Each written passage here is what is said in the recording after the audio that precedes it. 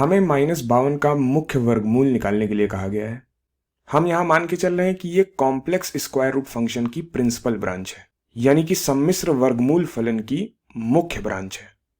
हम असल में इस फलन के प्रांत में यानी कि डोमेन में ऋणात्मक संख्याओं को रख सकते हैं तथा फलस्वरूप हमें काल्पनिक संख्याएं या फिर सम्मिश्र संख्याएं मिलेंगी।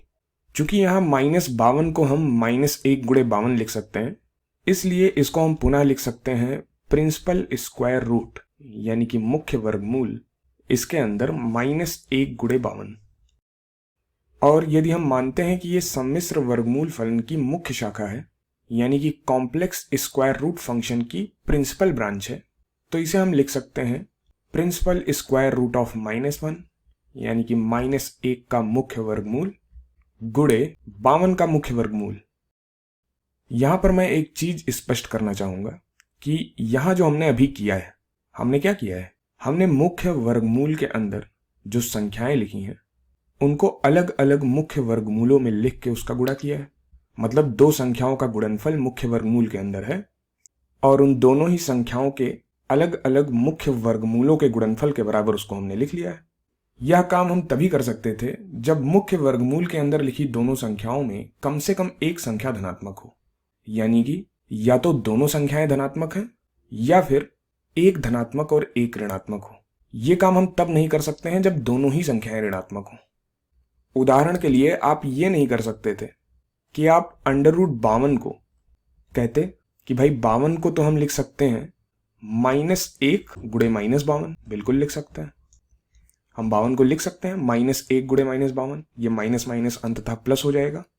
लेकिन यह तब गलत होता जब आप इसे कहते कि इसे हम लिख सकते हैं -1 का मुख्य वर्गमूल गुणे -52 का मुख्य वर्गमूल। तो ऐसा करना गलत था, यह गलत हो जाता। आप इस दाहिने पक्ष में लिखे हुए पद को यदि पुनः हल करते तो आपको उत्तर 52 के प्रमुख वर्गमूल के बराबर न मिलता। और इसलिए भी यह गलत होता क्योंकि ये जो गुणधर्म है, ये प्रॉपर्टी है, ये तब काम नहीं करती है जब दोनों संख्याएं ऋणात्मक हों।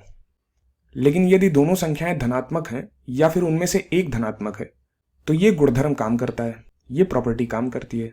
तो इस प्रकार से -1 × 52 के मुख्य वर्गमूल को -1 का मुख्य वर्गमूल गुणे 52 का मुख्य वर्गमूल, ये लिखना सही है। अब यदि हम सम्मिश्र वर्गमूल फलन के मुख्य शाखा की बात कर रहे हैं तो ये -1 का मुख्य वर्गमूल यानी कि प्रिंसिपल स्क्वायर रूट ऑफ -1, ये तो i के बराबर होगा। तो ये i के बराबर है, तो ये बराबर हो जाएगा i × √52। और 52 को हम लिख सकते हैं 13 × 4, 13 चौको 52 होता है।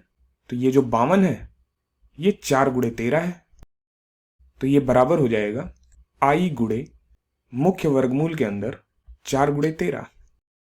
अब चूंकि 4 और 13 दोनों ही धनात्मक संख्याएं हैं, तो ये जो मुख्य वर्गमूल के अंदर 4 × 13 है, ये बराबर हो जाएगा 4 का मुख्य वर्गमूल गुणे 13 का मुख्य वर्गमूल।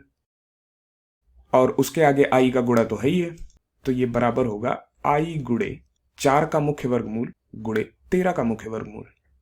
और ये 4 का मुख्य वर्गमूल तो 2 मिलेगा, तो ये बराबर हो जाएगा i × 2 × 13 का मुख्य वर्गमूल।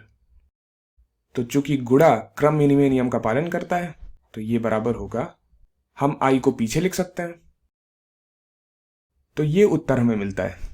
मतलब -52 का मुख्य वर्गमूल इस उत्तर के बराबर हमें सरलतम रूप में मिलता है।